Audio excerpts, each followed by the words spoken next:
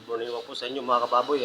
Welcome to my vlog na naman. At nandito po tayo ngayon mga kababoy. Pag-usapan po natin ngayon yung kung paano po tayo makakatipid sa pagkain ng baboy o sa feeds. Bibigyan ko po kayo ng tips mga kababoy kung paano. Ginagawa ko lang po ito sa stage na grower o finisher hanggang lumakas po sa kumain. Makakatipid po kayo mga ka-backyard ng 1,000 to 800 per head. Ang laking bagay na po. Ang ginagawa ko po mga kababoy at inahalo ko po siya. Bumibili po ako ng feeds ng manok ng 45 days, yung crumbles po mga ka-backyard. Ang ginagawa ko po 60-40.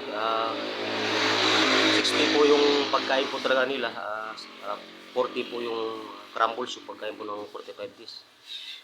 Hanggang po sa mabinta.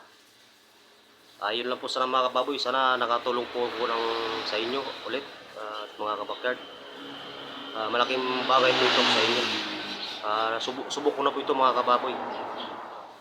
At hanggang dito lang po yung video ko. Maraming po salamat ulit. At huwag kalimutan po mga kabakyard na pakipalo ko sa page ko, Jason Basali. At pakilike na rin po. At pakishare. Maraming po salamat. God bless po. Thank you po.